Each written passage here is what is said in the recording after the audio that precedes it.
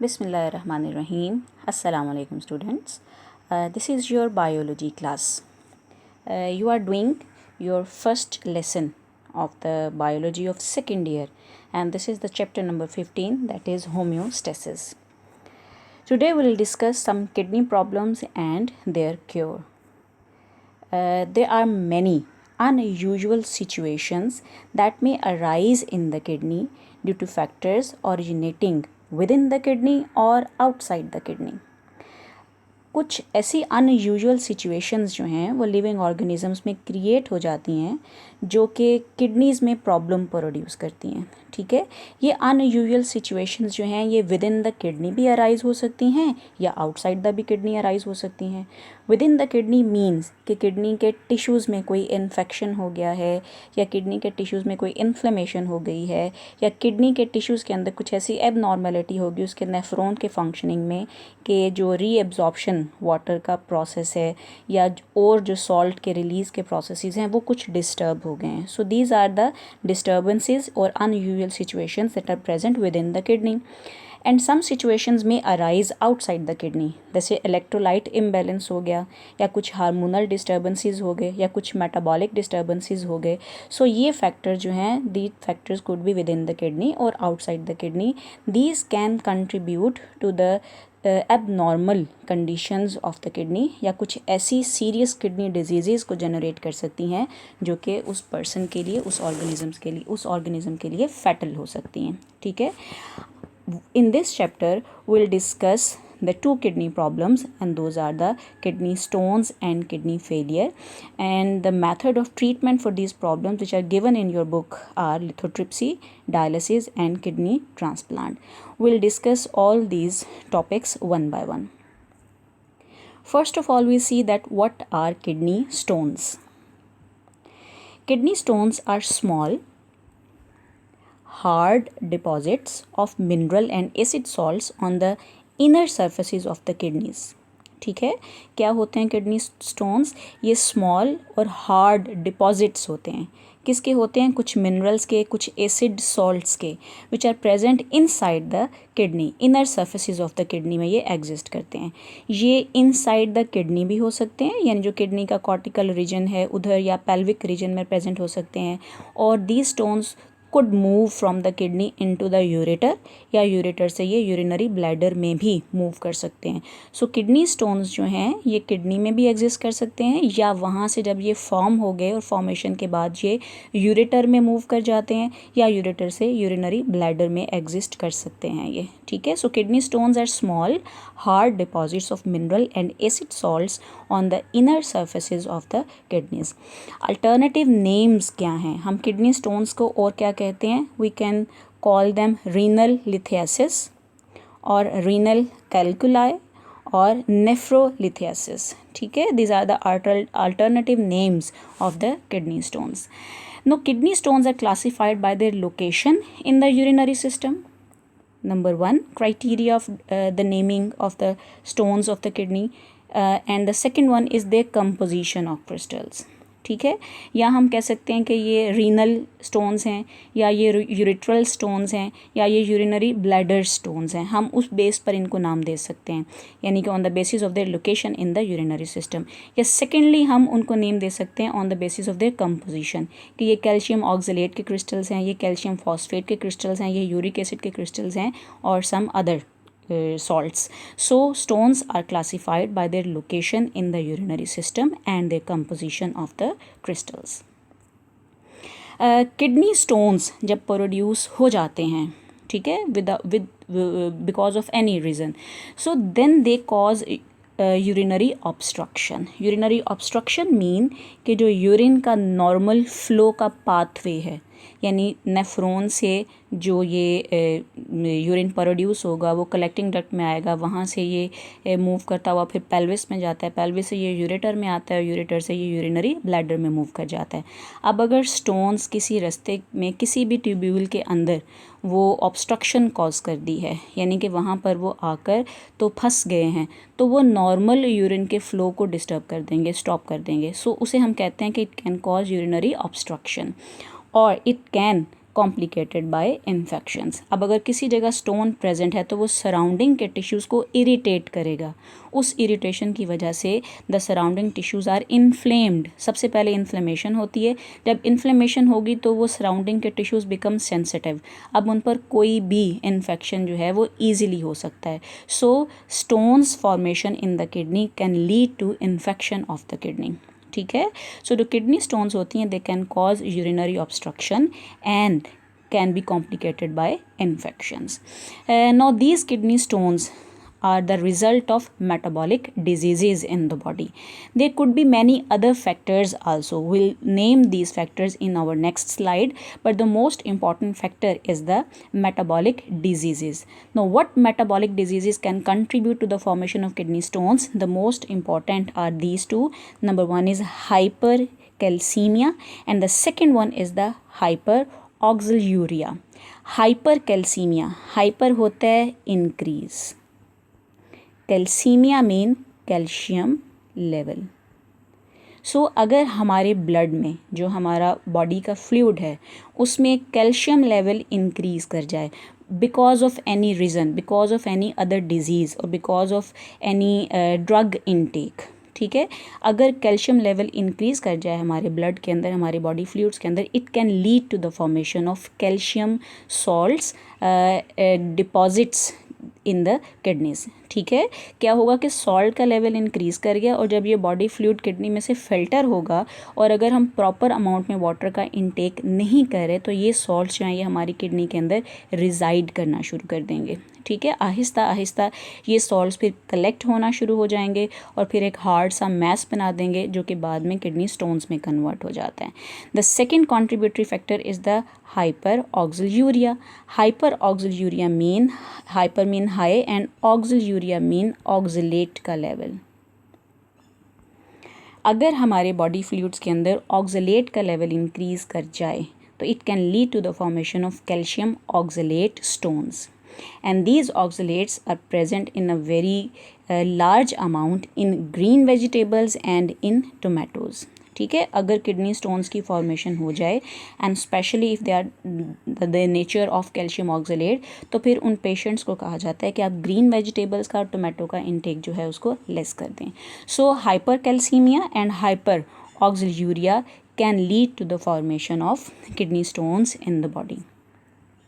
Now there are many types of kidney stones, but most common kidney stones on the basis of their chemical nature are calcium phosphate kidney stones, calcium oxalate, uric acid. These are more common, and the less common are cystine and struvite nature. ये chemical nature है लेकिन ये less common है। The more common are calcium phosphate, calcium oxalate and uric acid. और अगर हम इनकी अबंडेंसी को देखें, जो इनकी अकरेंस का देखें रेट हम, तो कैल्शियम ऑक्सलेट जो है वो 70% स्टोन्स जो हैं वो कैल्शियम ऑक्सलेट नेचर की होती हैं, 15% कैल्शियम फॉस्फेट नेचर की होती हैं and 10% are made up of uric acid. So these are the types of the stones which are present in the human body. Now next is the etiology, yani what are the causes of the stone formation. The most important factor that contribute to the formation of kidney stone is metabolic disturbances in the body, as we have discussed the hypercalcemia या hyperoxaluria. Second one is the lifestyle. Sedentary lifestyle जो है, ऐसे लोग जिनका जो ज़्यादा बैठते हैं, जिनमें मूवमेंट कम होती है, तो वो एक आप कह सकते हो कॉज हो सकती है in towards the stone formation. Genetic factors can also contribute to the formation of stones in the body. Drugs can disturb, some drugs जो है अगर हम उनका इंटेक करते हैं, they can disturb our metabolism in the body and that can leads to the formation of kidney stones and there could be many other factors also. Risk factors क्या हैं, यानी ऐसे लोग जो कि इस नेचर के होंगे उनके अंदर किडनी स्टोन फॉर्मेशन का रुझान ज़्यादा होता है. उनमें नंबर 1 आ जाता है immobility.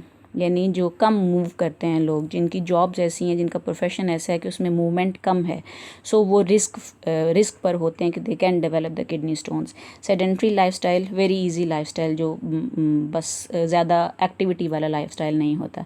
Dehydration mean less water intake, this habit is very bad habit. हम अगर प्लेंटी ऑफ अमाउंट में वाटर का इनटेक करते हैं तो ये हमें बहुत सी बीमारियों से निजात दिलाता है। स्पेशली जो किडनी की प्रॉब्लम्स होती हैं वो नहीं हो सकती अगर हम प्रॉपर अमाउंट में वाटर का इनटेक करें।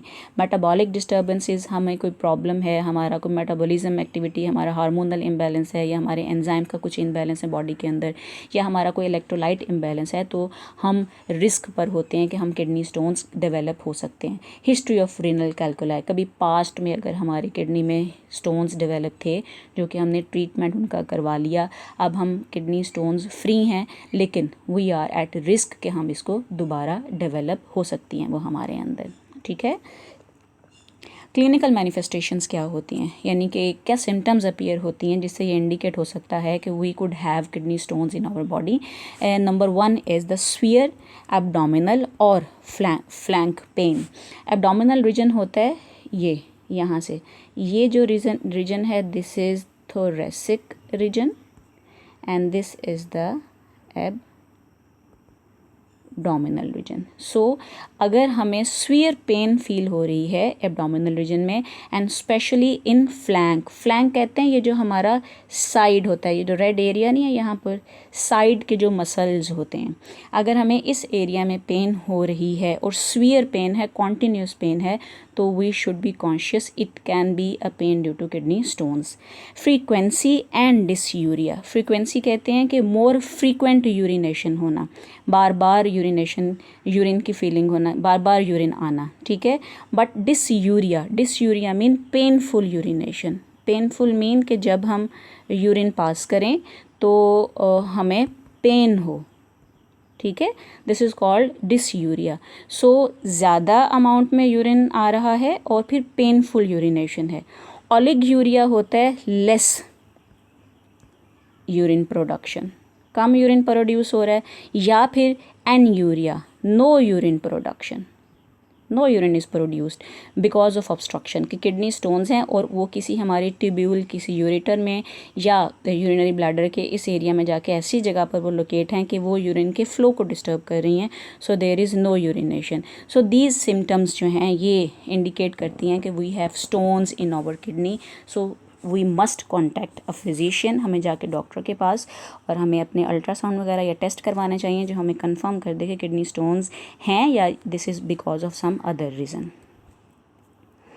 Now come towards the treatment of the kidney stones. पहले जो मोस्ट कॉमन मेथड था that was surgical removal of the kidney stones, कि ओपन सर्जरी की जाती थी, ऑपरेट किया जाता था और अंदर से स्टोन्स को रिमूव कर दिया जाता था। But now a days the most common method for the treatment of the kidney stone is lithotripsy. Lithotripsy is the non surgical removal of kidney stones, यानी सर्जरी के बगैर, बॉडी को ओपन किए बगैर किडनी स्टोन्स को remove किया जाता है।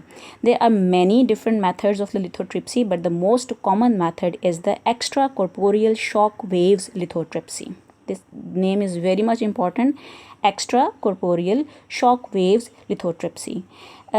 ये मेथड हम यूज़ कर सकते हैं to remove the kidney stones from the kidney, from the ureter और फ्रॉम द यूरिनरी ब्लैडर, यानी कि यूरिनरी सिस्टम के किसी भी पार्ट में अगर स्टोन्स एग्जिस्ट करती हैं तो we can remove those stones by using lithotripsy. Now what is lithotripsy? Lithotripsy में होता है कि हम हाई कंसनट्रेशन ऑफ एक्सरे और ultrasound are bombarded on the body outside the body, यानी बॉडी के अंदर नहीं, आउटसाइड द बॉडी जो है वो हम किसी मशीन के through high concentration of x-ray और अल्ट्रासाउंड को बम्बार्ड करते हैं on the surface, on the area that is specially localised, जहाँ पर किडनी स्टोन्स जो हैं वो एग्जिस्ट करते हैं। सो हम आउटसाइड द बॉडी, बॉडी के बाहर से ही इन एक्सरेज को या अल्ट्रासाउंड की जो रेडिएशंस हैं उनको हाई कंसनट्रेटेड फॉर्म में उनको फॉल करते हैं on the surface, on the area where the stones are present. Now these radiations break the stone into tiny pieces. ठीक है, क्या करेंगी, ये रेडिएशन उस स्टोन को जो कि हमारे किडनी में या हमारे यूरेटर में या यूरिन ब्लैडर में प्रेजेंट है, ये उसको छोटे छोटे स्मॉल पीसेस में सैंड में कन्वर्ट कर देती हैं। ठीक है, नाउ अब नेक्स्ट क्या होता है कि we'll take plenty of water और ज़्यादा यूरिन प्रोड्यूस होगा और जो किडनी है वो वॉश हो जाते हैं और सारे का सारा जो वो स्टोन का मटेरियल था that is removed from the body, और इस वे में, इस तरीके से जो स्टोन होता है वो डिज़ोल्व हो जाता है और वो बॉडी में से उसका मटेरियल जो है वो रिमूव हो जाता है। So we have no need of open surgery in this method. Look at this diagram. Here you can see that this is stone. ठीक है, अब अल्ट्रासाउंड करके हमने एरिया लोकेट कर लिया कि stones where the stones are present. So shock waves are focused at the kidney stone to pulverise it. Pulverise का मतलब होता है उसको स्मॉल पीसीज में डिवाइड कर देना। नो बंडल्ड साउंड वेव्स हो गई या एक्सरेज हो गई या इसमें हम अल्ट्रासाउंड जो है उनको यूज़ कर सकते हैं। अब ये रेज हम फॉल कर रहे हैं, ठीक है, किस पर, जो स्टोन वाला एरिया है वहाँ पर।